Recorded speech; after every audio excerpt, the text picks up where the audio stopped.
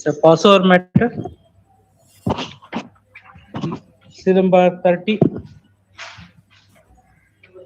List 2.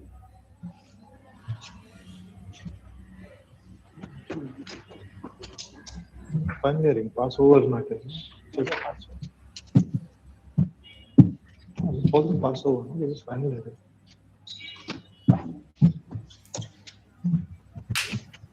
List 1, number 2, passover matter. To the petitioner in this case, my lords, humble submission, my lords, we had filed this writ petition with respect to PIL concerning the water level that tender should not be called. The water level was 80% was submitted by the opposite party. Later, they took a contention that water level. My lord, I filed it in the office, not this morning. The two episodes.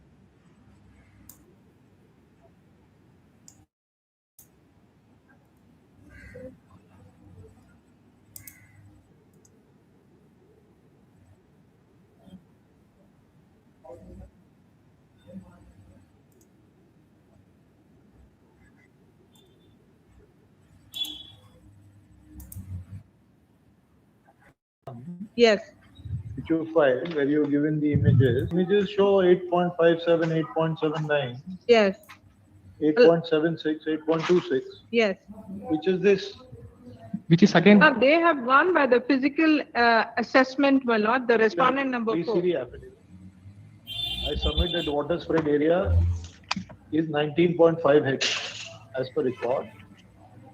Captured by Karnataka remote sensing is so much.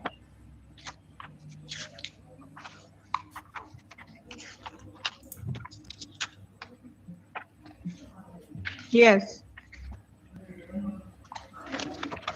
Where does he get it? He says, I've got a satellite image. Satellite image says 8.26. No, my lord, it shows 8.57 in page 4. Just see para 2 of your affidavit. Para 2, my lord. Yes. My lord, the satellite images on 13/8/2025 was 8.57, which my lord gets it at paragraph in page 4. Yes. 8.79, my lord gets it there only in the same paragraph, Yes. in the same page.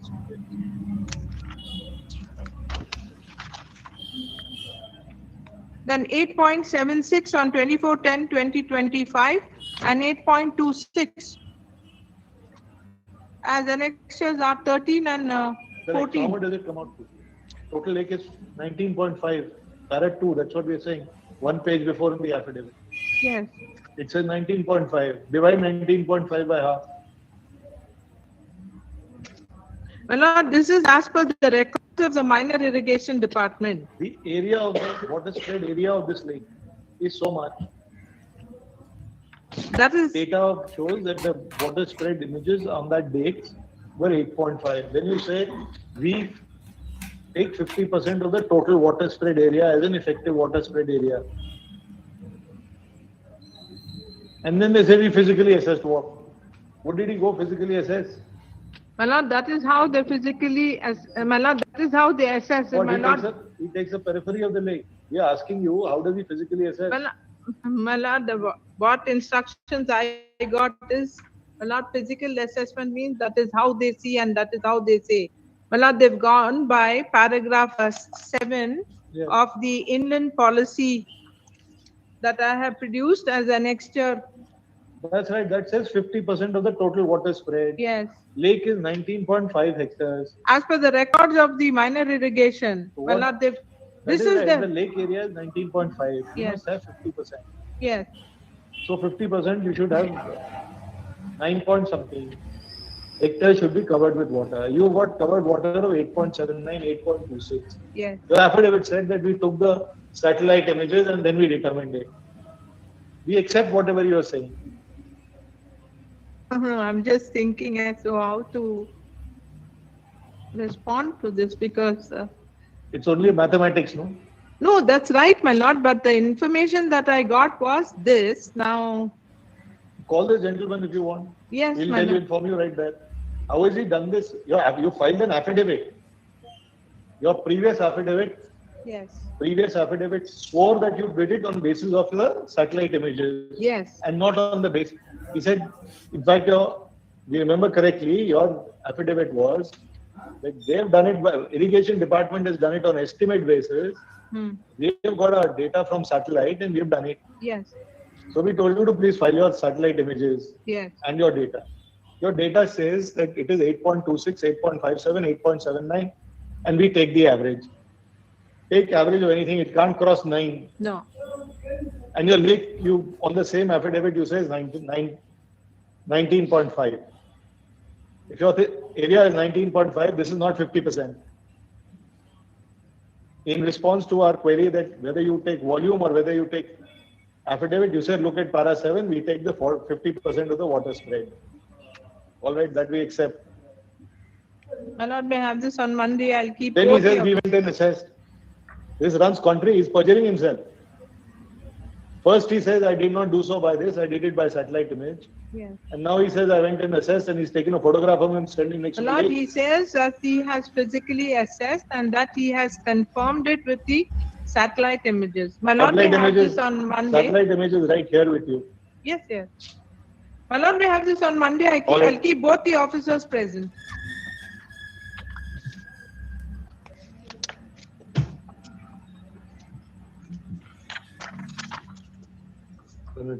AGS 6. Time to take further instructions. The concerned officials shall also be present for the assistance of exam to take instructions, and the concerned official shall also be present for assistance of the court. Obliged.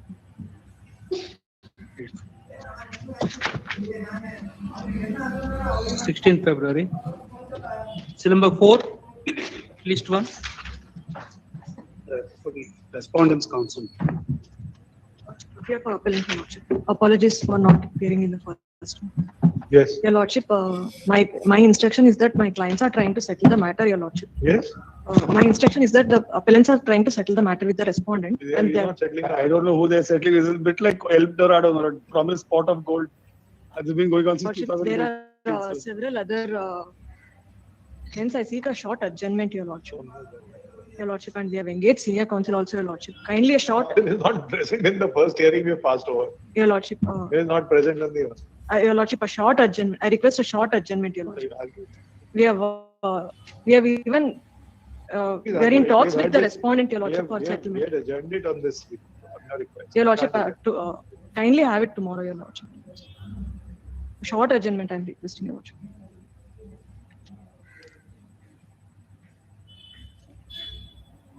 Learned counsel for appellant seeks time to comply with office objections. Request for adjournment is made by the learned counsel for the appellant. It is. Once again, yet again, and request for adjournment is made by the learned counsel for the appellant. The request is giving. There's no stay. You continue. No, Milord, Your Lordship made it clear on 25/11. On 26/11, they go to the executing court and again file an application for stay. I don't know how that's possible. Maybe that's rejected. Anyway, that you will tell him. Please, we'll point. Great. 29th April. Great.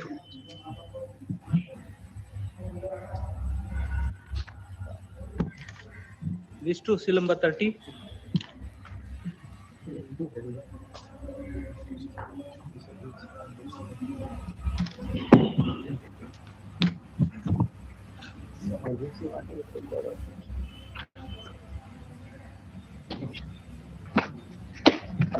So mention matters, seal number 56.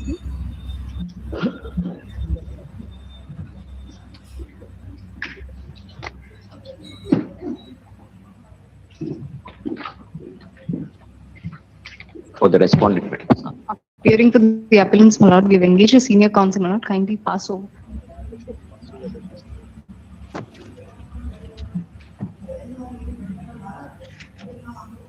You mentioned it. We had mentioned it. Lord, they informed me after mentioning the matter, my lord. Kindly pass over, my lord. Also, we can't give you on this. When you have it, put it in next week. Yes, my lords, preferably list 2, my lords, so that is There's no list in it. Come, you mentioned it. grateful. It's 19th February. Grateful. Seal number 57, mention matter. Appellant's counsel.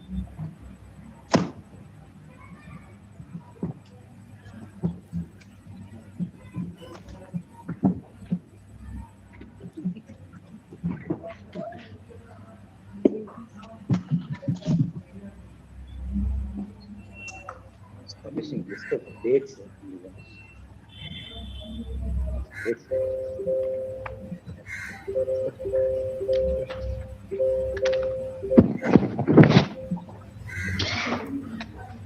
One Srimati Gauramma, daughter of Anjanappa and Venkatamma, and Bailamma, daughter-in-law of Anjanappa and Venkatamma, had filed an application for resumption of the land under the PTCL Act. That was allowed by the Assistant Commissioner. In appeal, matter was remanded. After remand, again there was an order of resumption.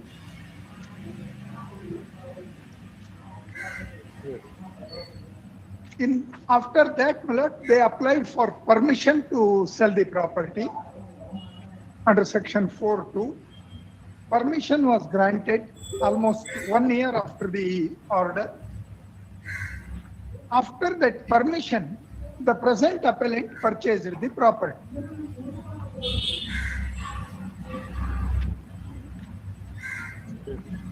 Now, my lord, in between the respondent number, that is the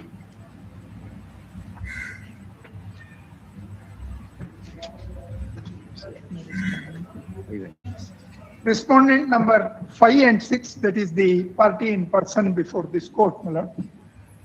He had earlier to these proceedings had purchased 1 acre of same property from Venkatamma. At that time she was alive. He had purchased 1 acre of property from Venkatamma. His case was, he was not knowing about the proceedings before the assistant commissioner. I'm sorry, he had purchased from one B.G. Muniappa, who in turn had purchased it from Venkatamma.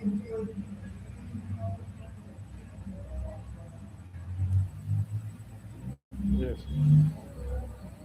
After 2-3 writ petitions, my lord, ultimately the respondent 5 and 6 preferred an appeal against the order of the assistant commissioner, wherein at later stage I was implemented as a party respondent. The deputy commissioner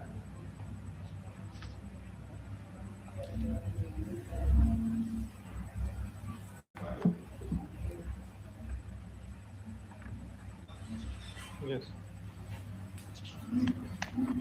passed the order at annexure F, page 252 to 262.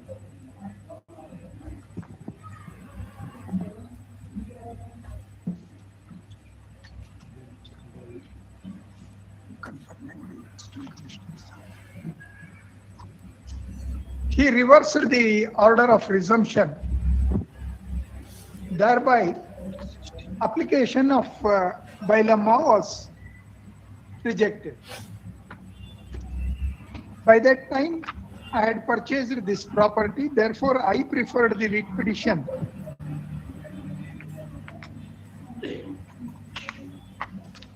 WP 13-200 of 2023.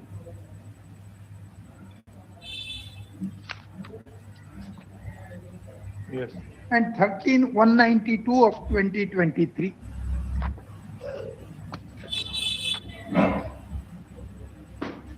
Yes.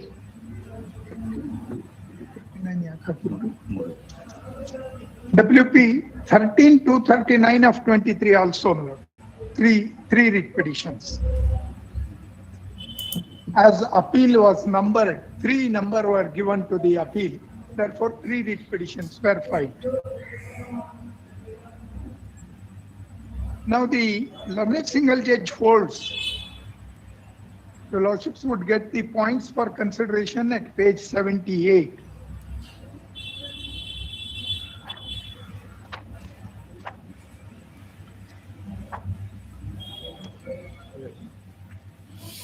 Learned single judge records a finding that on the first resumption order, as per the rules, possession was not restored to Bailamma and Gauramma as required under law after issuing notice, etc. That was not done. Without being in possession, they could not have sought for permission. The order granting the permission was not under challenge, but learned judge records a finding they could not have made an application for granting permission. The authorities who granted the permission also, without noticing any one of these aspects, have granted permission. And my sale in my favor is also in a way set aside on the ground. Permission itself was not a proper application, not a proper proceeding. Therefore, sale also should go. He levies a cost of 5 lakh on the appellant and 10 lakhs on the government, which appears to have been waived on a later date. The lordships would get the directions as issued by the learned single judge.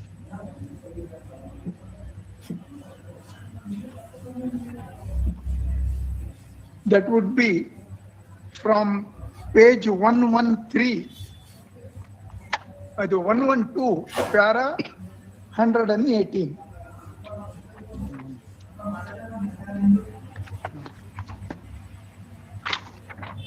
Shall I read that? Yes. Please, 118, I'm reading para 180. He has also enclosed an endorsement dated 17/10/2018 that had been issued to A.J. James, in which it is stated that there are no notices issued as contemplated under Rule 36 of the PTCL rules or under Section 39 of the KLR Act. This thus fundamentally establishes that no steps were taken in the manner specified under the PTCL rules and Section 39 of the KLR Act pursuant to the order of resumption dated 2/9/2014, and the persons in possession, James and Govindraju's family members, were dispossessed in accordance with law. It cannot be in dispute that in proceeding under the PTCL Act, a grantee or his legal heir is not in possession of the lands that has been granted to him, as he would have admittedly transferred them to another in contravention of the terms of grant under an instrument. It's only after this transfer is declared to be null and void can the transferee be evicted and the lands be restored to the grantee or his legal heir. If the persons in possession of the transferee are not dispossessed in the manner specified under Rule so and so, the question of restoring the land to grantee would never arise. However, in this case, without verifying this elementary fact as to whether the transferees who were admittedly in possession had been dispossessed, the authorities have entertained the application filed by Gauramma and Bailamma seeking permission to sell the land, which order to be resumed in their favor. In fact, the recommendation made by the Deputy Commissioner, which is already extracted above, they have gone on to observe that Gauramma and Bailamma were already in possession. This has been done obviously for extraneous considerations. In fact, pursuant to the complaint lodged by James, an inquiry has been ordered by the government, and the Regional Commissioner has submitted a report that there are several illegalities in the grant of permission, and steps should be taken to cancel the permission accorded. The report by itself proves the callous manner in which the officials have acted, which has resulted in HR Suresh taking advantage of the situation and dispossessing A.J. James and his wife, and also the wife and children of Govindraju, and also caused damage to their property. In fact, A.J. James has placed on record material to show that farmhouse that he had constructed has been damaged considerably, and material in this regard was also placed before the Assistant Commissioner and Deputy Commissioner, but they have not passed any order in this regard.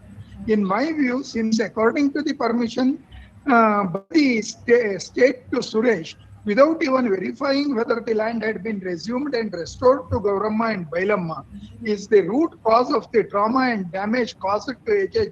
James and his wife, it would be appropriate to impose exemplary costs of so-and-so to be paid by the state, James and his wife, and ordered accordingly. During the course of argument, a specific query as to how Suresh got possession, it was stated that Gauramma and Bailamma were in possession and they had handed over the possession. This reply cannot obviously be acceptable, since Gauramma and Bailamma in their application seeking resumption themselves had requested Assistant Commissioner to restore the lands in their favor. It is therefore obvious that H.S. Suresh has used the sale deed executed in his favor to secure possession to himself without even verifying whether James and his wife and others have been dispossessed in accordance with law pursuant to the order of resumption that had been passed by the Assistant Commissioner. It would therefore also be necessary to impose exemplary costs on so-and-so for taking law into his own hands and dispossessing James and his wife and also wife and children of Govindaraju ordered accordingly. The costs as ordered above shall be paid within a period of 4 weeks from today. As a further consequence, the Deputy Commissioner is directed to take immediate steps to evict HR Suresh from the lands in question and put AJ James so-and-so and also the wife and children of Govindaraju in possession of land bearing number so-and-so from Bettadal Suru village, Jala Hobli, Bengaluru, North Taluk, Bengaluru. The Deputy Commissioner shall file an affidavit of compliance for which, though the matters have been disposed of, shall be relisted on so-and-so. The points for consideration are accordingly answered.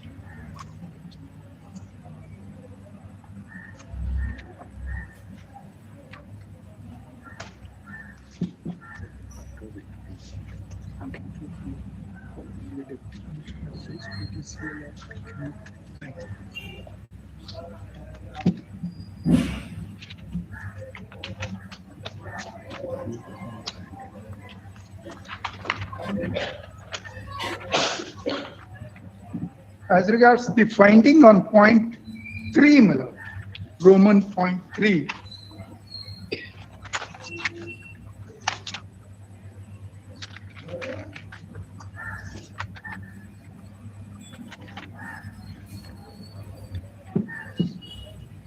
That would be page 92.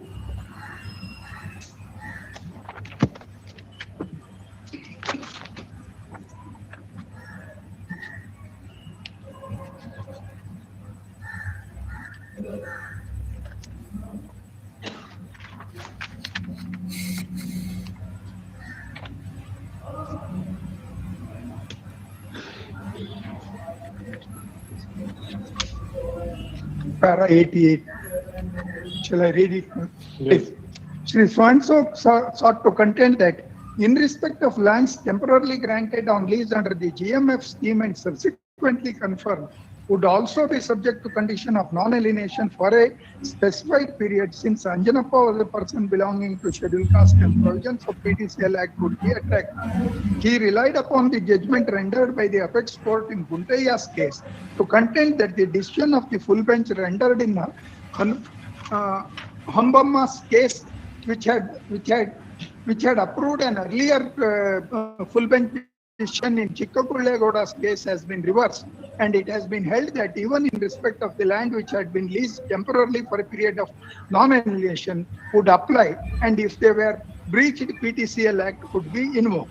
Firstly, this argument in this case would not apply since it is already held that false claim was made in respect of Koramara Venkatamma's land on the specious plea that it was the land granted to Anjanappa. If the land in question was not granted to Anjanappa, the question of invoking PTCL Act would not arise at all. However, this question has been raised. The same will be considered. In Siddhamma's case, a division bench of this court, while dealing with a case in which land was allotted under GMF scheme, had thereafter been confirmed, and in that context had held that Rule 43 so-and-so, which related to the grant of lands to person to whom lands has been previously leased, would not make Rule 43G, which imposed the condition of non-alienation, applicable. The judgment was approved by full bench in Chikkakullegowda's case. However, in that case, full bench was not concerned with the land granted under the GMF scheme and was actually dealing with a case where lands had been temporarily leased to certain persons belonging to scheduled caste and scheduled tribes before the commencement of Mysore Land Revenue Amendment rules and were subsequently granted under Rule 433. Full bench in that case approved the ratio laid down by the division bench in Siddhamma's case in the context of Rule 43G not being applicable to a land granted under Rule 433. But since the case was not concerning a land granted under GMF scheme, same cannot have no application directly. This decision of the full bench was approved by another full bench in Hambamma's case, which held that the period of 15 years non-alienation cannot be applied for lands granted under Rule 43J. However, this judgment has been reversed by the apex court in Guntaya's case, and therefore the argument is being advanced that even in respect of lands granted under GMF scheme, if the grantee is a person belonging to scheduled caste and scheduled tribe, PTCL Act would be applicable.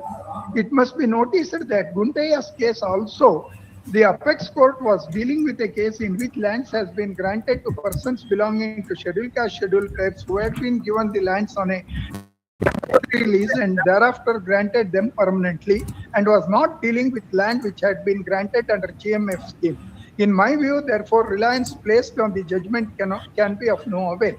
The then government of Mysore, much before the rules were framed, which brought in Rule 43G, had issued a government order on 11/4/1942, which sought to increase the lands under cultivation and thereby enhance the production of food grains, which were in short supply. In this government order, it has been stated as follows. The committee which was appointed by the government in October 1940 to investigate this question stressed the need for increasing the output of paddy and toggery and other pulses in the state for meeting local requirements.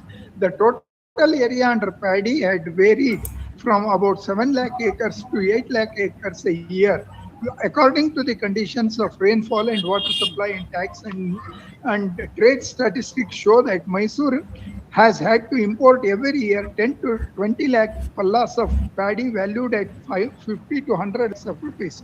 In view of the international situation, the problem of supply of rice has become very acute, owing to difficulty of obtaining supplies from the places from where the state was importing hitherto. It has therefore been imperatively necessary to devise measures to grow more paddy locally so that the requirements of the people of the state may be satisfied. A scheme has already been sanctioned by the government for a period of 3 years, by which the deficit is intended to be converted in part by increasing the production in 21 talukas of the state. There is, however, a large extent of unoccupied irrigable lands which has not yet been brought under cultivation, and the disposal of these lands has been slow, mainly due to inability of the applicants to pay the value of the lands. Government therefore considers that some special concession should be granted to persons intending to bring these lands under cultivation, and that normal procedure of darkhast should also be simplified so that the delay in grant of lands may be minimized as far as possible. Government are accordingly pleased to direct the Deputy Commissioner may be empowered to lease out unoccupied irrigable lands under channels and tanks for temporary paddy cultivation for a period not exceeding 3 years, with concession as to the payment of assessment as noted in the margin. The persons who bring the land under cultivation will have the option of purchasing the lands for a reasonable upset price at the end of the period of lease, that is 3 years. They are further pleased to direct that paddy cultivation on marshy lands may be encouraged by waiving the assessment, provided the lands do not use channel water directly. It must be noticed here that the government did not make any special reservation to persons belonging to depressed classes, nor did they extend any concession to them specifically. This scheme was thrown open to public in general and was made available to any person who came forward to put unoccupied lands to cultivation, given the background that there were severe shortage of grains and imperative steps were to be taken to increase the production. The order in fact states that the normal procedure of darkhast should be simplified so that delay in grant of lands were minimized. Thus, the government order was in essence a relaxation to the normal land grant rules, which contained various restrictions on granted lands.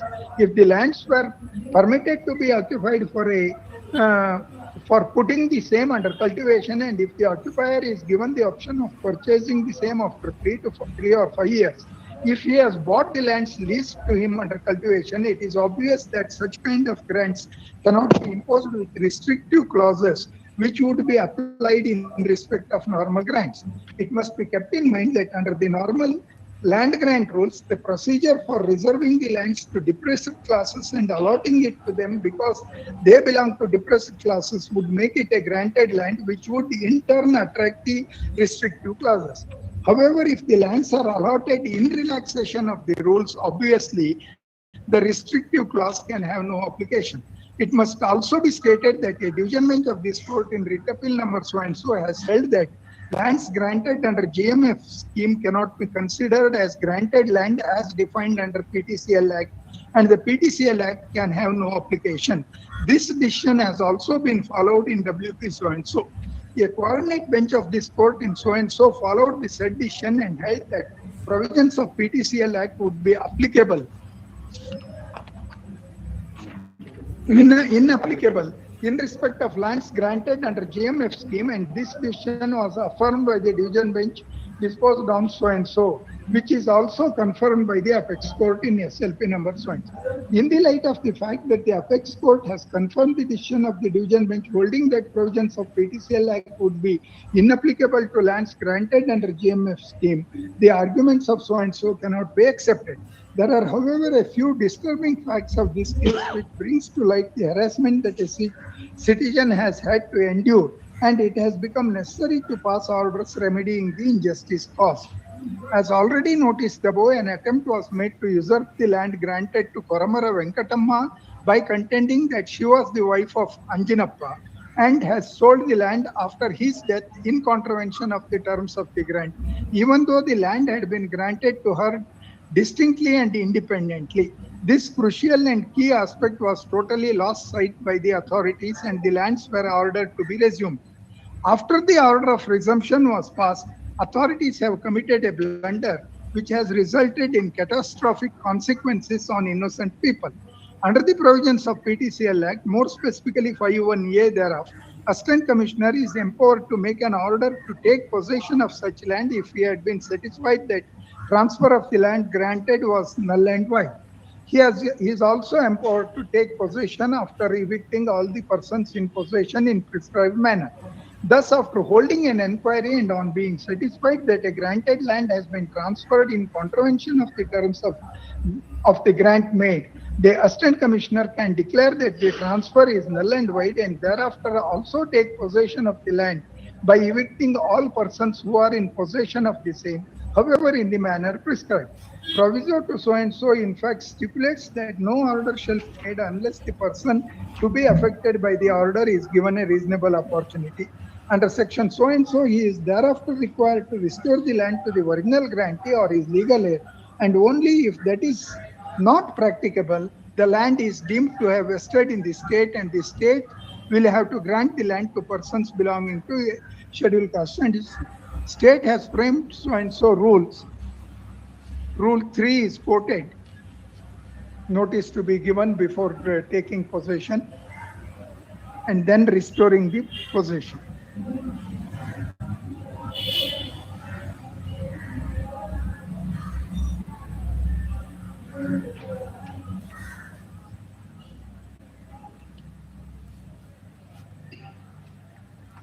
And that sub-rule 6 may kindly be seen at page 106. After inquiry, the Assistant Commissioner shall consider all the objections raised and pass an order giving reasons for his conclusions. Thereafter, he may take possession of such land after evicting the persons in possession thereof in the manner provided under section 39 of the Karnataka Land Revenue Act 1964 and take further action as provided under section 5. That is, the learned judge holds that this procedure was not followed. Without following this procedure, the further application made for permission to sell the land, all those proceedings, in a way, without application of mind, is what restoration is not. This is the only way to restore land. That is the only way to restore the land, and therefore all those proceedings, according to learned single judge, he holds without application of mind, without basis, etc. Two things, my lord. The submission that PTCL Act provisions will not be applicable to GMF scheme is not something which would be a correct thing in view of the judgment of the Supreme Court in Guntaya's case, where similar condition reasonings were noticed and it was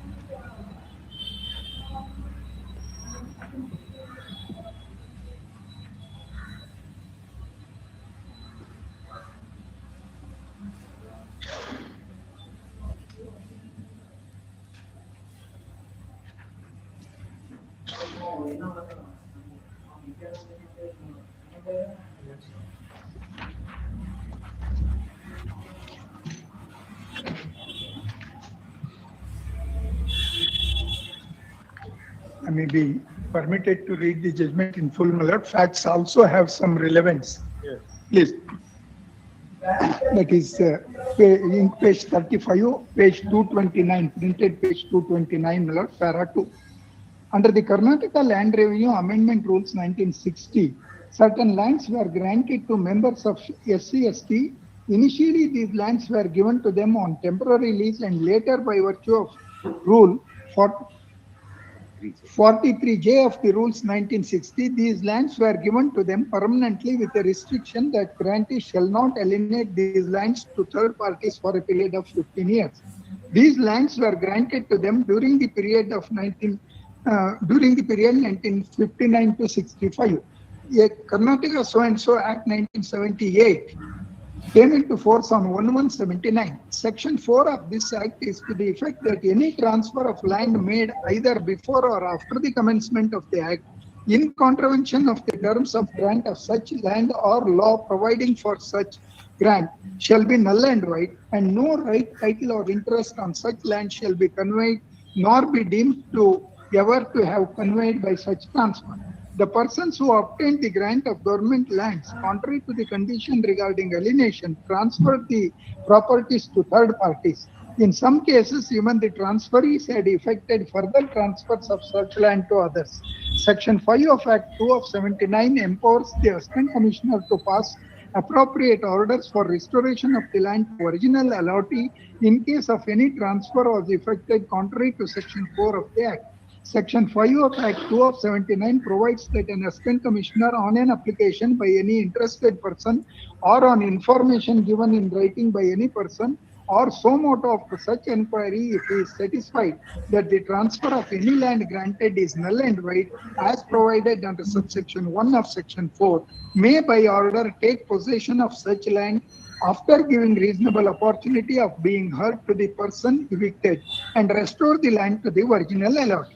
An appeal is also provided against the order of the Assistant Commissioner under Section 11 and shall have overriding under Section 11. The Section 11 of the Act further states that Act 2 of 79 shall have overriding effect over other laws. In all these cases, the original allottees who were either scheduled caste or scheduled tribes transferred the property to third parties without obtaining previous permission of the government. Later, the original allottees or their successors in interest filed application before the Assistant Commissioner praying for restoration of land which were transferred contrary to Section 4. The Assistant Commissioner, after conducting inquiry in these cases, held that all transfers were null and void and directed restoration of possession to original grantees. The affected parties filed appeals and those appeals were dismissed by the appellate authority. Those orders were challenged before the High Court and the learned single judge confirmed the orders of the appellate authority. Aggrieved by the judgment of the learned single judge, writ appeals were filed which came up before the division bench. An argument was canvassed on behalf of the transferees of such lands that the lands in all those cases were covered, were granted under Rule 43J of the rules, and it is not specifically provided under Rule 43J that there shall be any restriction on alienation or the restriction imposed was not valid and enforceable. The division bench of the High Court thought it fit to refer the matter to full bench as certain conflicting opinions were expressed by different benches of the same High Court. The relevant portion of the reference order is so and so.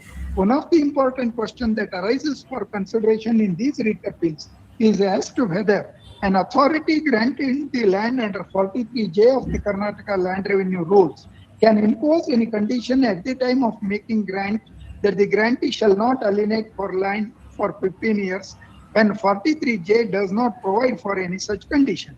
A further question also arises on the effect of condition imposed on in the Sagoli chit by the Asildar that the grantee shall not alienate land for 15 years when such condition was not imposed by the order of the authority making the grant. The full bench held that in all these cases, lands were allotted under Rule 43J, and therefore there should not have been any condition restricting the alienation by the grantees.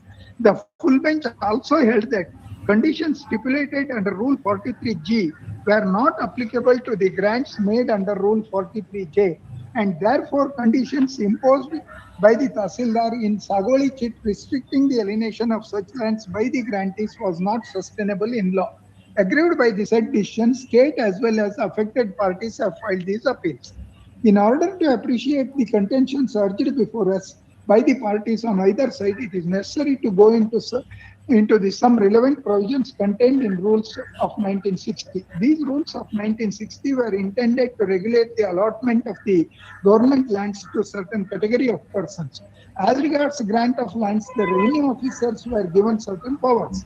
The Tahsildar to whom the power of Deputy Commissioner has been delegated may grant not exceeding 2 acres of rainfed wetland or 4 acres of dry land, provided that the market value of such land, including the value of trees thereon, does not exceed rupees 300 rupees.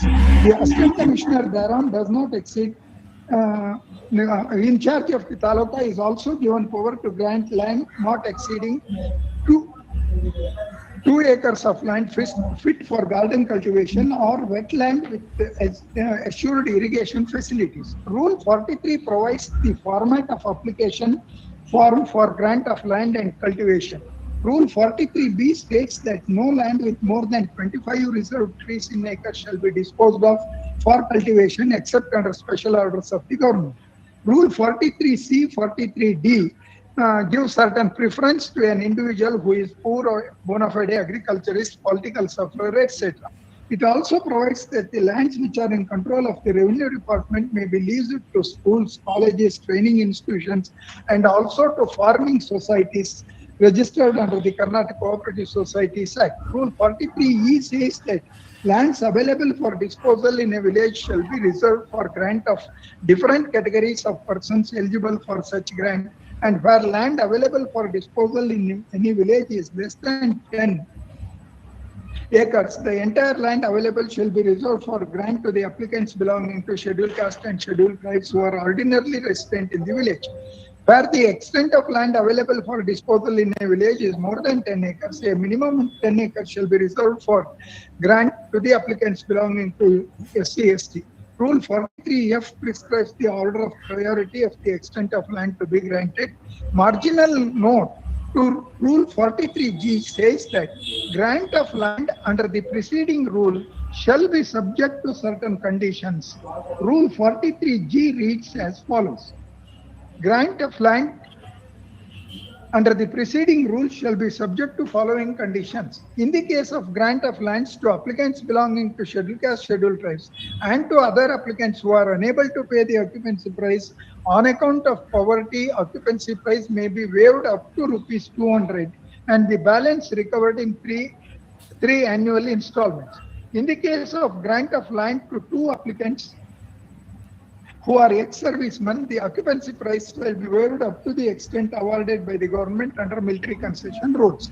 In the case of grant of land to free of occupancy price, the grant shall be subject to condition that grantee shall pay contribution or betterment levy in respect of the land and the value of trees standing on the land. Where the grant is made free of cost or is made at a price which is less than the full market value, the grant shall be subject to condition that the land shall not be alienated for a period of 15 years from the date of grantee taking possession of the land after the grant, provided that such land may be alienated with the previous sanction of the government and subject to such conditions that the government may specify. If the government is of the opinion that in the circumstances of any case it is just and reasonable to permit such alienation, either for the purpose of acquiring some other land or for any other purpose, provided further that nothing in this clause shall apply to alienation of land in favor of the state government or cooperative society as security for loans obtained for improvement of the land, etc.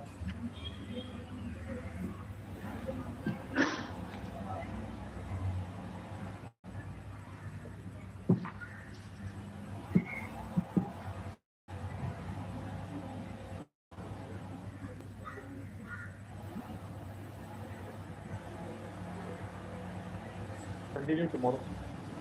May I make a request, my lord? Tomorrow I am not here. Can it be Monday, Tuesday, any day, my lord?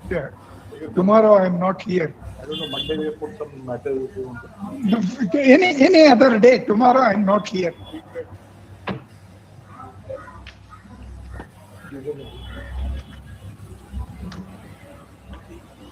Please.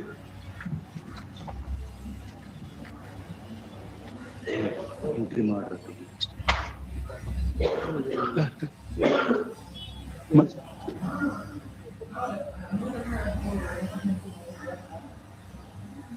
Request, sir. This vexatious litigation, he has also mentioned in the same writ appeals, set of writ appeals that 10634, last time I mentioned, he has taken a stay on KLR Act in that court. And there he is referring this status quo order, and that also may be brought listed along with this. Along with this, so that and multiplicity of proceedings. This you can make a mention after this matter.